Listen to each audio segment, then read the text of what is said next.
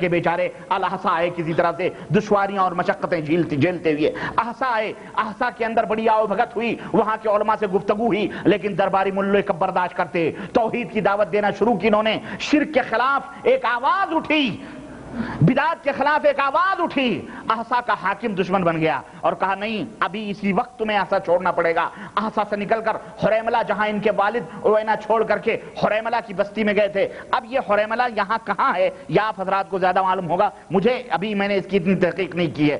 حریملہ یہاں کے جو عرب ہیں وہ جانتے ہوں گے. حریملہ کی بستی میں جہاں ان کے والد محترم تھے, وہاں جا کر کے قیامت پذیر ہوئے, والد سے پوری کیفیت کی. باپ کو پتہ چلا کہ میرا بیٹا کس قدر علم کا پیاسا ہے, چنانچہ اور دعوت کا کس طرح سے جو ہے اس کے اندر جذبہ ہے, باپ نے بھی مدد کی. اور وہاں سے پھر حریملہ, اور وہاں ان کی دعوت حریملہ کے اندر شروع ہوئی. حریملہ کے اندر دعوت توحید شروع کی انہوں نے, اور شرک کے خلاف تقریریں شروع کی, اور درس شروع کیے, اور توحید کی فضیلت و عظمت بیان کرنا شروع کی. لیکن نفس پرست علماء جو تھے ان کی مخالفتوں سے تنگ آ گئے, اور نتیجہ یہاں تک پہنچا کہ حضرت محمد بن عبد الوہاب رحمۃ اللہ علیہ کو یہاں کے یہ بد باطن بد مذہب مشرکین علماء جو تھے, انہوں نے ان کے اوپر کفر کا فتویٰ دیا کہ یہ کافر ہو چکا ہے, یہ اسلام سے خارج ہو چکا ہے. کیونکہ اسلام کو تو وہی سمجھتے تھے کہ یہی نظر و نیاز کرنا, درگاہوں پہ جا کے چادریں چڑھانا, شرک اور بدعت کرنا, یا غوث یا حبیب یا بدوی یا رفاعی یا تیجانی یا یہی تمام سب کرنا, یہی عین اسلام ہے. اب جب اس کے خلاف آواز اٹھے گی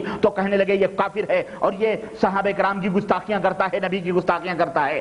اور اللہ رب العزت نے صحیح فرمایا کہ اضلہ اللہ علی علم, اللہ نے انہیں علم کے باوجود گمراہ کر دیا. یہ اللہ نے انہیں گمراہ کیا, یہ گمراہ ہو گئے, علم رکھتے ہوئے بھی یہ گمراہ ہو گئے. سن 1153 کے اندر حریملہ کی سرزمین پر ان کے والد محترم کا انتقال ہو گیا. اب تن تنہا بدعت اور شرک کے جتنے بھی داعی تھے دائرے تنگ کرتے گئے, اور دشمنوں نے ان کی زندگی حریملہ کے اندر تنگ کی, اور نتیجہ یہاں تک پہنچا کہ ایک دن کچھ شر پسند مولویوں اور وہاں کے حکمراں کے اشارے پر اب باپ جو تھا وہ جب نہ رہا تو اب کوئی بھی, جیسے ابو طالب نہ رہے تو اللہ کے نبی صلی اللہ علیہ وسلم کے اوپر اور مزید تنگیاں شروع ہوئیں, باپ نہ رہا تو اس طرح سے ان کے اوپر اور تنگیاں شروع ہوئیں. چنانچہ ان قتل کی سازش کی گئی, اور ایک دن ان کے گھر کے پاس چند اوباشوں نے میٹنگ کر کے اور باقاعدے ان کے گھر کے اوپر دھاوا بولنے کا ارادہ کیا کہ اتنے میں کوئی قافلہ اجنبی ادھر سے گزر رہا تھا. انہوں نے دیکھا کہ اندھیرے میں چپکے چپکے یہ کون لوگ جا رہے ہیں,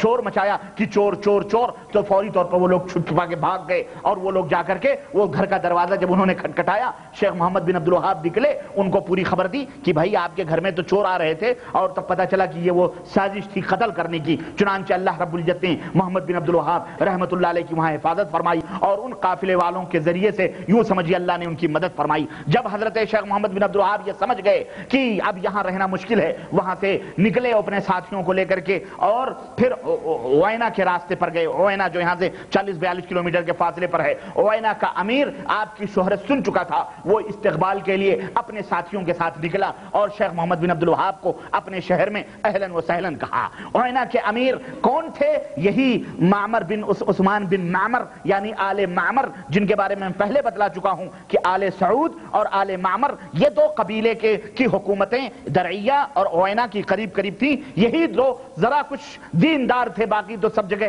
اس طرح سے دھما چوکڑی مچی ہوئی تھی. اس نے اہلاً و سہلاً کہا. اب دعوت و تبلیغ کا سلسلہ شروع ہوا, دعوت وہاں سے پنپنا شروع ہوئی, اور جناب علی شرک کے قلعے کمے ہوئے. اور اس کی میں ایک مختصر سی جھلکی میں بتاؤں آپ کو کہ یہاں کیا ہوا. اوینا کے اندر جو درخت پوجا جا رہا تھا, اس درخت کو, تمام درختوں کو دھیرے دھیرے جلا دیا گیا. شیخ محمد بن عبد الوہاب نے شاگردوں کا ایک جماعت شاگردوں کی تیار کی, اور شاگردوں کو لے کر پھر یہ ہوا کہ ایک بڑا درخت ہے, جو وہ درخت جس کے بارے میں نے بتلایا, سانڈ. اب اس درخت کو گرانے کی باری آئی. پورے اوینا کے لوگ پریشان کہ اگر اس کے اوپر ہتھوڑا چلا پھر تو مشکل ہو جائے گی. پھر تو محمد, یہاں تک کہ جو شاگرد تھے جن کو آپ درس دیا کرتے تھے, دوسرے درختوں کو تو وہ جا کر کے جلاتے تھے, مگر اس بڑے درخت کے لیے وہ بھی پریشان ہو گئے تھوڑی دیر کے لیے کہ یہ تو بڑی مشکل ہو جائے گی. شیخ الاسلام محمد بن عبد الوہاب رحمۃ اللہ علیہ نے کہا ذرا ٹھہرو, ایک وقت مقرر کیا جائے اور سارے کے سارے لوگ جمع ہوں, پھر ہم اس کو جلاتے ہیں. چنانچہ ایک وقت مقررہ پر پورے اوینا شہر کے لوگ جمع ہوئے, لیے. اور جو ایک بستی تھی وہاں پر, اس بستی والوں نے کچھ مزاحمت کی کہ کسی طرح سے روکا جائے, اور انہوں نے کچھ لڑائی وڑائی کا سوچا, لیکن آل معمر, عثمان ابن معمر جو حاکم تھے, انہوں نے تقریباً 500 یا 600 فوجی ساتھ میں تھے کہ اگر کوئی زبان کھولے گا تو اس کی زبان کاٹ لی جائے گی, یہ شرک کا یہ فتنہ ختم کیا جائے. چنانچہ جو کہتے ہیں نا تلوار ہو تو بہت کچھ حل ہو جاتا ہے معاملہ بھائی. آج ہمارے ملکوں میں جو یہ شرک دندناتے پھرتے ہیں, اللہ کی قسم اللہ حکومت دے دے نا تو ایک ایک کی ہم تیاں پانچا کریں, ایک ایک کو سمجھ